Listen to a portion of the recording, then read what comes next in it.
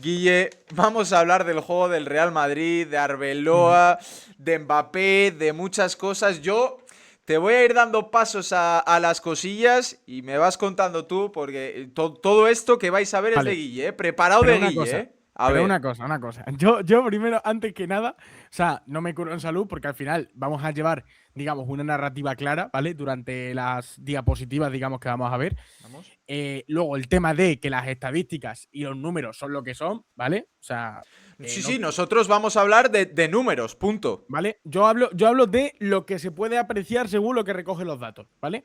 Porque, o sea, hombre, obviamente, el próximo día, pues seguramente después de pegarle palos al Real Madrid, el fin de semana le metan 8 a quien sea, ¿vale? Entonces, bueno, yo digo que los números son los números y es lo que sacamos a estas alturas tras Xabi Alonso y Arbeloa, ¿vale? Es esta temporada lo que recogemos, Perfecto, pues, ¿vale? pues ya está. Pues yo voy a ir dando paso. Vamos analizando un poco las diapositivas. Empezamos por la primera, que es Ujú. esta.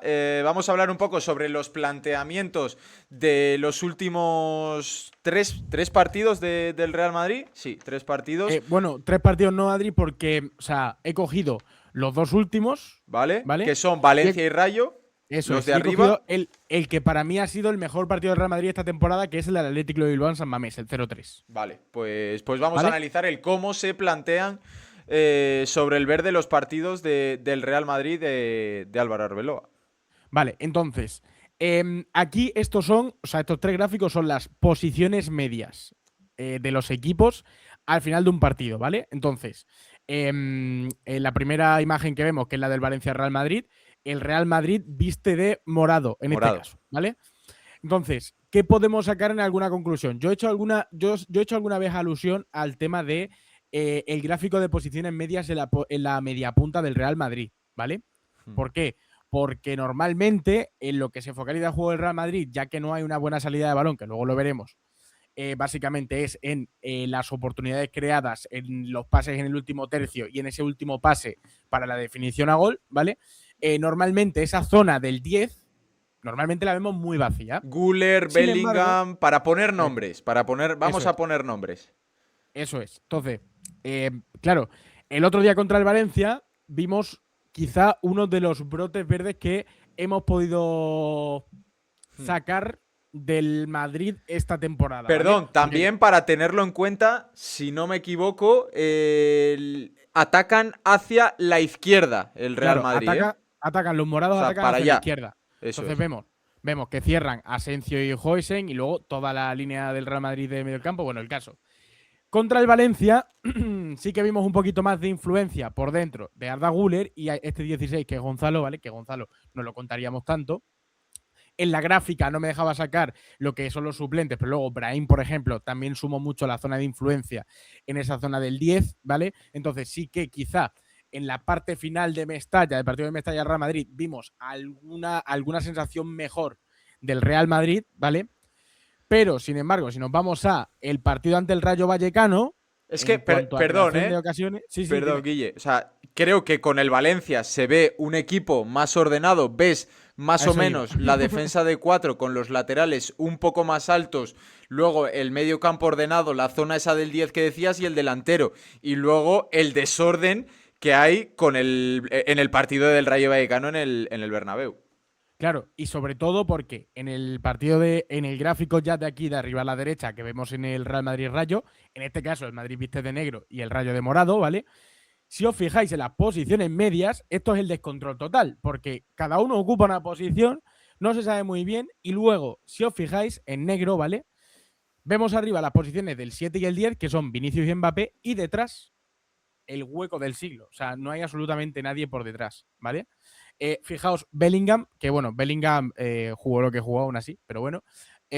Fijaos en la posición media de Bellingham, que eso, y luego la del centro del campo del Real Madrid. O sea, es una especie de volcado, pero no. O sea, está adelantadísimo Hoysen, por ejemplo, Asensio demasiado atrás, los laterales muy avanzados, me parece bien, pero es que en la zona del 10 que comentábamos para la creación de ocasiones, que suele ser en este Madrid de ausencia de salida de balón, suele ser la posición más importante, no vimos absolutamente nada. Y de ahí el atasco del Real Madrid, que precisamente luego lo solventó Brahim con ese polémico penalti, que no voy a entrar en si era o no, pero fijaos en cómo influye tener ese jugador ahí dentro para la Claro. creación de ocasiones del Real Madrid, ¿vale? Y a mí también me llama la atención el hecho de que el 5 que es Bellingham, y el 6 que es Eduardo Camavinga, están prácticamente pegados y que al final pues se estorban. Y es una posición que ni uno ni otro. Pero bueno, que es así, ¿no? Sí, y fíjate, Adri, porque el que se haya adelantado un poquito y haya visto el gráfico del Atlético de Bilbao contra el Real Madrid, dirá, también hay cierto desorden en el Real Madrid, ¿no? Fijaos en el gráfico de abajo. El Real Madrid está de morado, el Atlético de Bilbao de negro, ¿vale?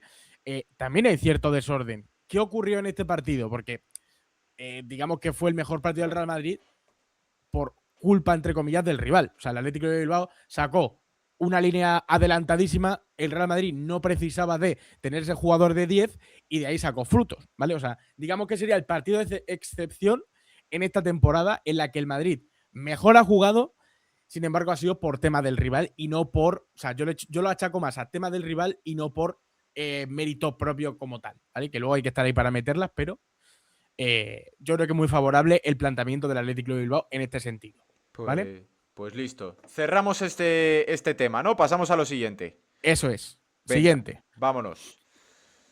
Vale, Int- tenemos. Hablar de las intercepciones ahora. Sí, Mira, el tema tackles. esto no sé cómo lo querías llevar. Te lo he puesto así, más o menos. Un poco la gráfica, los números, etcétera, etcétera, y datos. Pero bueno, que esto todo para ti. Sí, sí. A ver, el tema de aquí es que vemos los tackles por partido del Real Madrid medios, ¿vale? O sea, los que más acumulan son Camavinga, Bellingham y Tchouaméni. O sea, esos son Tchouaméni, tackles, para que nos entendamos, entradas. eso Entradas es, a entrada robar. por partido, Eso ¿vale? es. Entradas y además exitosas, ¿eh? O sea, que está Ah, bien. vale. 2,5, bueno, no está bien, ¿vale? Pero viendo este dato así tal cual, singularmente, es bastante patraña, ¿vale? Básicamente porque solo Carreras y Tchouaméni, como pone aquí, están en el top 50 de la liga de intercepciones. Es decir, los tackles no importan tanto porque, aunque tú hagas tackles, lo que importa son las intercepciones porque las intercepciones están contadas a raíz de recuperaciones, ¿vale? Entonces, Sí, sí. el problema es que, claro, los tackles totales de Tchouaméni y Camavinga son 44 y 42, pero Camavinga no aparece en el top 50 de intercepciones de la liga, Claro. ¿vale? Que intercepciones no es lo mismo que tackles, ¿vale? Entonces, no está ni en el top 50. O sea, sabemos que hay un porrón de jugadores en la liga, ¿vale? Y en el tema de intercepciones, por ejemplo, el top 1 es Antonio Blanco del Alavés. ¿Ok? O sea Vale. que este dato es bastante expreso de la circunstancia de cada jugador, posición, etc. ¿Vale? Pero siendo el Real Madrid y viendo este número de tackles y este número de intercepciones, nos saca una conclusión clara. Y es básicamente que el Madrid le cuesta mucho recuperar el balón. Hmm. Entonces, Cuando en teoría sueles tener, cuando roba el Madrid, al pillarle tan arriba, sueles tener que ir a robar, que ir a cortar y de una forma contundente y prácticamente uno contra uno para solventar la acción y que no se planteen delante de la defensa del Real Madrid. eso es. Y el tema presión, que luego lo veremos, y también zonas de dominio del campo, también es bastante alarmante. Pero bueno, ya acabamos con esto, o sea, el Madrid pierde una media de 110 veces el balón por partido. A mí eso me parece una barbaridad para ser el O sea, Real Madrid. es demasiado, es demasiado. O sea, digamos, o sea, habrá partidos en los que lo haya perdido menos y otros partidos en los que le haya perdido una barbaridad. A ver, este dato también recoge absolutamente todo. Es decir, pones un centro, cabecea el defensor Sí, pero rival, Guille, cuenta. O sea que, cuidado. a mí lo que me llama la atención es si pierdes 110 veces el Madrid y tan solo recuperas 48, a Claro, mí es que lo único que me saca es el equipo rival comete más errores que igual aprovecha mejor el Real Madrid, pero no está mejor plantado el Madrid que su rival en el campo. ya, claro, la cosa, Adri, es que si pierdes el doble de balones que recuperas, Claro, claro, claro, no, no, cuidado, por eso. ¿sabes? O sea, ahí está la cosa. Entonces, eso, o sea, estos datos yo digamos que muestran, ¿no? Un poco el tema de que al Real Madrid le cuesta mucho recuperar la posesión y la facilidad quizá que tiene en muchos partidos, como hemos podido ir viendo, a la hora de tener la posesión o no. Con esto hilamos, si quieres, Adri, al tema pases, ¿vale? Porque en el tema pases, o sea, a ver, el Real Madrid tiene un 59% de media de posesión, ¿vale? En la media de todos los partidos de la posesión media que ha sacado es el 59%, ¿Y es ¿vale? alta? No, está bien, no está Vale. mal, porque, o sea, esto da tintes de equipo que domina. Problema, que ahora lo veremos, el Madrid domina en los tramos finales de los partidos más que o sea, del 0 al 60. Vale. Lo cual nos dice que está bien porque al final, en momentos clave, tiene la posesión, pero en la gran mayoría del partido, igual tiene una posesión que no es útil. Claro. Entonces, teniendo aquí los dos rankings, ¿no? De pases totales y también de pases clave, Esto ojo, es no por es normal. jugador. Sí, eso es, por jugador. Vale. Entonces, tenemos en el primer ranking que, por ejemplo, el jugador que más pases ha dado son Cubarsí, Eric García y Marcos Alonso, ¿vale? Luego están, Pero eso es por cómo sale el Fútbol Club Barcelona, que al final la tocan mucho los centrales y se aburren de tocar la pelota y no. Bueno, es que también te dice cosas eso. claro, y también, claro, lo que nos dice cosas también es que los jugadores que más pases dan son Fede Valverde, Tchouaméni, ¿vale? Centrocampistas, pero es que tenemos a Álvaro Carreras. O sea, uno de los jugadores que, el lateral izquierdo del Real Madrid, o sea, lo que nos dice esto es que, y como hemos visto todos, obviamente, el Real Madrid, por donde más suele avanzar en cuanto a pases o suele salir con el balón, es por la zona de carreras. Claro. Acordaros de esto que es bastante importante para lo que vamos a ver ahora, ¿eh? Es por carreras. Y luego en el tema de pases clave tenemos también el ranking. Número 1, Edu Espósito. Número 2, Lamine Yamal. Y luego, número 3, Arda Güler. 54. Muy bien. Porque además el promedio es bastante positivo, el 90%. Ahora bien, cuando llega el balón a Güler, ¿vale? Cuando llega el balón a Güler. Porque esto solo cuenta el pase que da Arda Güler. No cuenta, o sea, hasta cuando le llega el balón a Güler, ¿vale? Ya. Y luego tenemos a Kylian Mbappé y Vinicius Junior en este ranking, ¿vale? En los primeros. Luego, si os fijáis, el salto es que es de casi el doble, porque luego llegan Valverde y Bellingham, que están más abajo, pero lo podemos comparar, por ejemplo, en el caso del Fútbol Club Barcelona. Aquí establecemos la comparación. ¿Quiénes están en este top también? Lamine Yamal, Pedri, Dani Olmo, Marcus Rashford y Rafinha. O sea, son los jugadores del. Claro, mediocentros clave y extremos arriba. En el Real Madrid, sin embargo, tenemos a un Jude Bellingham que le cuesta muchísimo encontrarse en esa posición de media punta que interpretaríamos que haría Dani Olmo en el Real Madrid. Vinicius, que es extremo. Kylian Mbappé, que es delantero. Y Arda Güler, que, o sea, es un jugador que se le está pidiendo, a la vez de ser 10, también se le retrasa mucho la posición para conseguir salida de balón. Entonces, claro. O sea, realmente también refleja en cierta manera lo que le cuesta al Real Madrid el tema de avanzar con el balón y dar ese tema de pases clave, ¿no? Perfecto. Vale.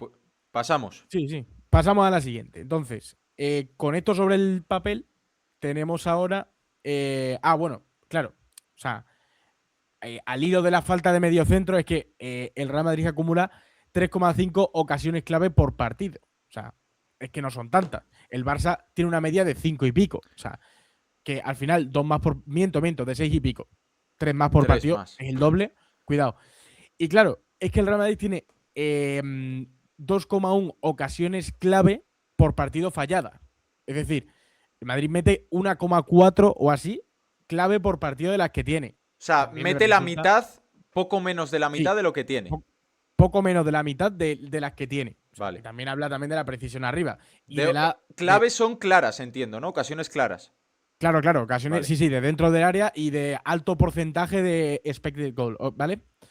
Bueno, también nos habla esto bastante. Y luego ahora recordamos el tema de carreras, ¿vale? Si os fijáis en el zonas de control Real Madrid en el gráfico de la izquierda, ¿sí? Tenemos las zonas en morado en las que domina más o sea, da más toques del 55% que el rival, el Real Madrid.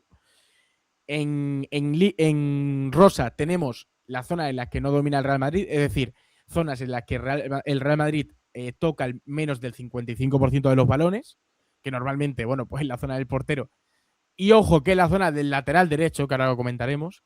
Y en gris tenemos las zonas de control O sea, perdón, las zonas de control mixto. Es decir, domina tanto el Real Madrid como el rival, de media, Claro. ¿vale? En lo que Sí, sí. llevamos de temporada.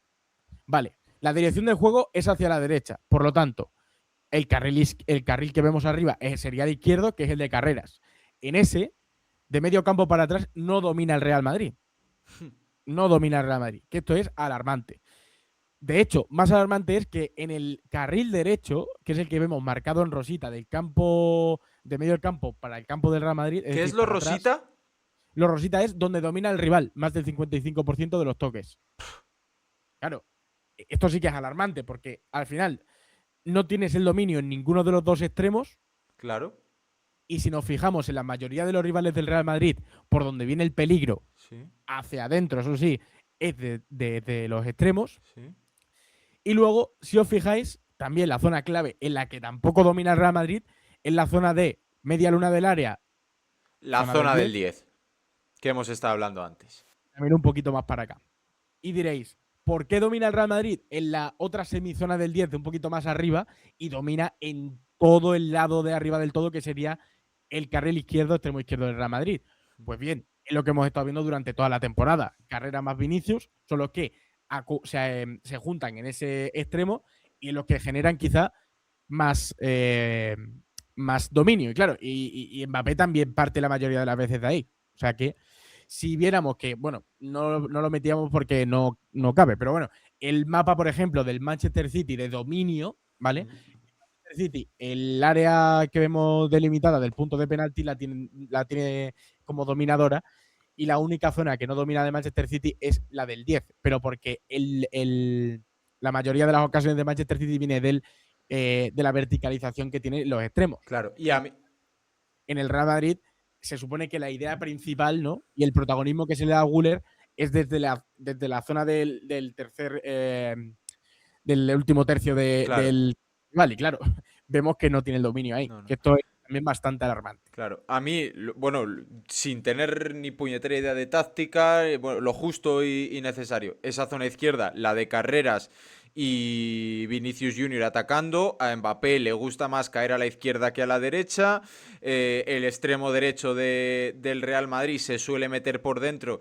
Y si me estás diciendo que por dentro no tiene No ese hay, no hay. dominio, pues no hay. Y Federico Valverde en ese lateral derecho, que es el que ha estado jugando durante todo este tiempo, pues no llega hasta línea de fondo. Y la zona esa de abajo a la derecha, el último cuadrito de abajo a la derecha del córner, pues no llega porque tampoco el Real Madrid lo que hace es poner centros, ni mucho menos. Y Fede Valverde es lateral, pero los conocimientos los tiene en medio centro y también es más de lo mismo meterse por en medio. O sea, es que hace muy pequeño el Real Madrid el campo. Es que realmente no tiene otro, o sea, no tiene más opciones que el espacio en el que domina. ¿Sabes lo que te Hostia, digo? me O parece sea, una barbaridad estos datos, tío. Son. Buah, qué es que gusto. sobre todo, Adri, que o sea, se ve, por ejemplo, la profundidad que tiene en el carril derecho, que no la ha tenido en ningún momento de la temporada, Claro, porque haya jugado quien haya jugado, ya puede ser más Tantuono, Brahim, Rodrigo, quien sea. O sea, por ejemplo, no ha llegado a línea de fondo con claridad. O sea, y eso es verdad. Entonces, sí que domina en la arrancada, como vemos en los dos primeros recuadros del carril derecho del Real Madrid, que recordemos, ataque hacia la derecha en este caso. En los dos de abajo, claro, ahí siempre domina porque ahí arranca, pero si os fijáis, no va ni hacia adentro ni verticalmente, va hacia adentro el balón, hacia el centro del campo. O sea, otra cosa que refleja la falta de ideas del Real Madrid en cuanto a la profundidad. O sea, claro. Cuéntame esto del Barça, Guille. sí, bueno, el baño que vimos del Barça a la Supercopa al Real Madrid, que bueno, luego el Real Madrid quizás no estuvo Que tan. en teoría fue un partido igualado. Claro, que salió reforzado, ¿no? El Real Sí. Madrid. Bueno, pues la misma lógica que seguíamos antes. De hecho, aquí abajo lo pone: Real Madrid o Barcelona have more than 55% of touches in that zone. Es decir, el dominio del Barcelona sobre el campo es alucinante. O sea, es alucinante.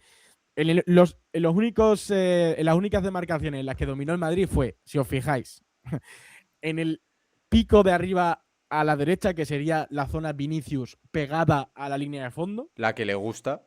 la que le gusta. Luego, la de el Real Madrid de salida de balón de centrales justo fuera del área, Donde que se mete tampoco, Tchouaméni a sacar la pelota. claro, Luego, la de Courtois, obviamente, porque Courtois, si no es el hombre que más toca balones dentro de su área, pues bueno, eso sí que sería, ¿no? Y luego, fijaos que esto es, digamos, el mayor reflejo, ¿no?, que puede haber en cuanto al dominio del Barça y lo que apretó el Barça, que es la zona en la que domina el Real Madrid en su pico derecho de atrás del todo. Es decir, en su propio córner es donde más balones tocó, por ejemplo, en aquel partido, el lateral derecho, que ahora mismo no recuerdo qué fue, si no me equivoco, Valverde. Sí.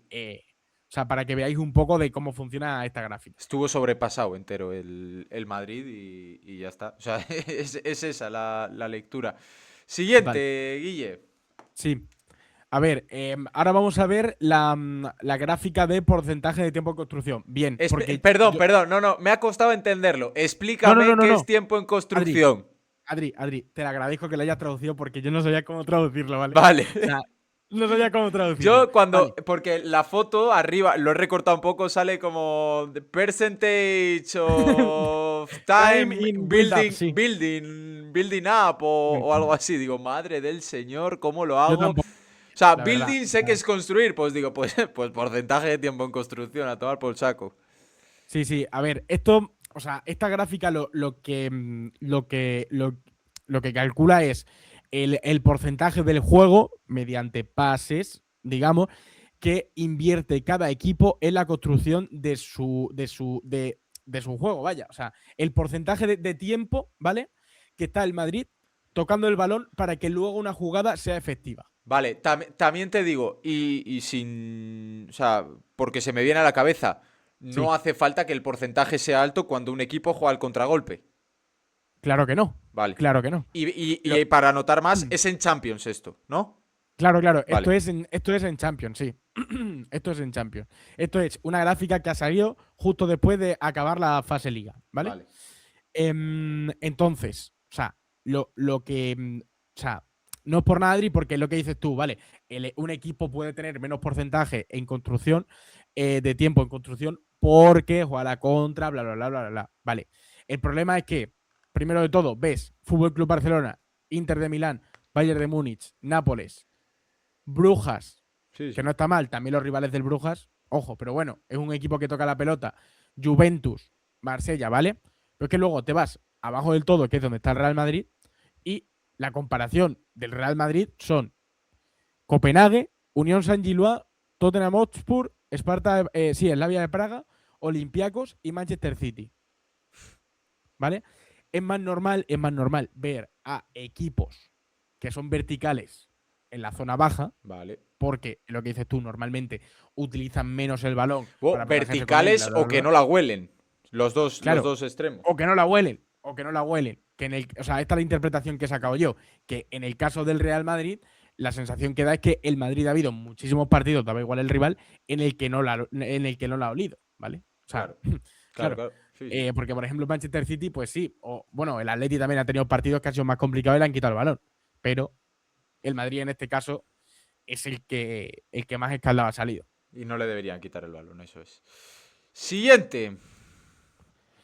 Vale, para que veamos un poco lo plano y lo llano que es el juego del Real Madrid, ¿vale? Cogiendo el ejemplo de el otro día del Valencia-Real Madrid, hemos sacado, hay una opción en la web de Opta que te deja sacar las máximas combinaciones que ha habido entre jugadores de ambos equipos. Es decir, hombre, obviamente las mayores combinaciones en el Valencia fueron Chomer con Copete, si no me equivoco. Entonces, claro, se la pasan entre centrales, pues a lo mejor se la han pasado entre ellos 28.000 veces, Pero ¿vale? el Madrid dominó, entre comillas, el otro día. Claro, claro, el Madrid dominó, pero hay que tener en cuenta esta cosa, que son las mayores combinaciones del Real Madrid, que fueron Valverde Guller, Tchouaméni Camavinga, Asencio Valverde, ¿vale? O sea, si os fijáis que las mayores combinaciones de pases del Real Madrid sean estas, la verdad que llama bastante la atención. ¿Por qué? Porque normalmente, por ejemplo, en el Valencia ¿Mm? había 10 combinaciones de pase entre Don Juma y Hugo Duro, si no me equivoco, entre los dos de arriba que jugaron en el Valencia. Entonces, el Madrid, hasta que hay una combinación de pase entre, por ejemplo, Güler Mbappé o Vinicius no estuvo, no lo sé, Gonzalo Mbappé, ¿vale? Te tienes que ir a 3 combinaciones de pase de jugadores. Entonces, Hostia. claro, Esa es la movida, ¿vale? No, claro, Y y que al final Asensio Valverde sí, es central medio centro. Ya, Valverde y Guller están en la misma zona y en teoría no superas nada. Tchouaméni Camavinga, ya me contarás, más de lo mismo. es que es todo muy horizontal, Adri. Yo a lo que me refiero con esto es que es todo muy horizontal. Quizá los pases que son más verticales son los Valverde Guller, ¿vale? Pero si os dais cuenta, Hmm. solo hay dos pases en la gráfica de Valverde Guller que llegan al último tercio, a la posición del 10. O sea, no hay una claridad en el juego y es todo, pues eso, demasiado complicado. Claro, todo se orienta a las bandas. Un equipo que no tiene nada por dentro, ¿a dónde va a jugar? Pues A a la las banda. bandas.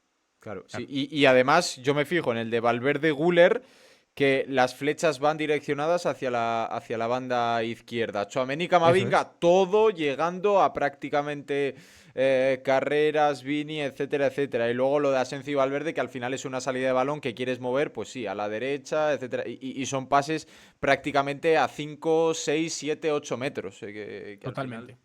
que quita todo. Y por último, lo que yo quería saber, por esto he venido yo aquí. Kylian Mbappé, con o sin Mbappé, ¿cómo funciona mejor el Real Madrid? Vale. Aquí, aquí digamos que, hombre, la dependencia es clara, ¿vale, Adri? O sea, eso, quien diga que el Madrid no es dependiente de Valverde, o sea, de Mbappé, pues está claro que no se entera de qué van las cosas, ¿vale? Las cosas son, con Mbappé son 26 victorias, 5 derrotas, ¿vale? Sin Mbappé son 4 derrotas, o sea, miento, Dos dos derrotas y derrotas en 2 cuatro victorias. partidos. Eso es, en 4 partidos, ¿vale? Hombre, haces el porcentaje, es 50% de derrotas sin Mbappé y luego con el otro 20. Bueno, será Sí, bueno, 25%, los, 20-25%. los porcentajes y los números, Adri, Sí, son a mí como dijo una tampoco, a vez mí tampoco. Paco Gémez en rueda de prensa, que no lo voy a repetir eso, pero bueno, es así un poco, ¿vale? Entonces, la cosa es que los ganados sin Kylian son Betis y Atleti, los perdidos sin Kylian son Manchester City y Albacete, ¿vale? Entonces, el tema de la Supercopa del Barça, por ejemplo, también, que es otro partido que pierde el Real Madrid sin Kylian, sería el de. O sea, porque juega 14 partidos. Y, bueno, o sea, 14 minutos. Entonces, bueno, no sé si contarlo o no, yo ahí lo dejo, ¿vale? Entonces, la dependencia con Kylian es clarísima. O sea, es clarísima, pero también hace algunos datos y algunas métricas que no son solo marcar, Vale. que también ayudan mucho al juego del equipo. Que, por ejemplo, la media de Mbappé por partido son 4,5 duelos ganados en su propio campo. Es decir, si recupera 4,5 balones en su propio campo, o sea, está haciendo bastante más que algunos jugadores de su propio equipo, ¿vale? Y es el delantero. O sea, cuidado. Luego tenemos 25 acciones ganadas por partido en campo contrario, ¿vale? Es decir, estos pueden ser o sea, duelos como tal, es decir, irte de tu marca, no sé, recuperar el balón, bla, bla, bla, bla, bla, bla, ¿vale? Sí. Y son 25 acciones ganadas, es decir, no sé, puede ser un salto, lo que sea. Es buen número, ¿no? Entiendo. Claro, te da muchísimo, te da una barbaridad en Vale, campo vale. contrario. O sea, por ejemplo, Budimir tiene de media 17. Y Budimir se supone que cuando los Que Osasuna no juega ve clara para la salida eso. de balón, juega él. O sea, ¿vale? Es bastante. Y luego, 8 oportunidades de gol por partido, ¿vale? Las oportunidades de gol, ojo que no, o sea, las oportunidades de gol cuentan, la métrica está hecha en disparos y quizá también, o sea, y la llegada al área de cómo sea, ¿vale? Claro. No es lo que hemos visto antes que ocasiones clave, porque ocasiones clave bastante diferente. Se supone que acumulan tiros a puerta con el porcentaje de gol que podría haber sido, bueno, una movida, pero aquí tenemos los datos, ¿vale? Luego, 1,5 balones recuperados por partido. O sea, Hoysen, por ejemplo, promedia 3,1, que es el que más del Real Madrid. Y bueno, recupera la mitad, siendo delantero y que Mbappé podría no entrar dentro del juego del Real Madrid tanto, pues es que entra bastante. Claro. Aunque en algunos partidos, bueno, lo hemos visto de otra manera. Pero bueno, esto es todo valoraciones medias de la temporada, ¿vale? Sí. Y ya por último, vemos la tabla de disparos totales en la liga. Es el jugador que más ha disparado. O sea, eh, yo no saco la lectura de que sea el jugador que más ha disparado, ¿vale? Porque me lo puedo creer. Yo saco la lectura de que el segundo jugador del Real Madrid que más ha disparado ha sido Vinicius, y es que Vinicius ha disparado casi la mitad. Sí, sí, sí. 60 veces. Y Mbappé ha disparado 109 veces. O sea, eso sí que es una barbaridad. Si nos fijamos, uy, que me voy de aquí, cuidado.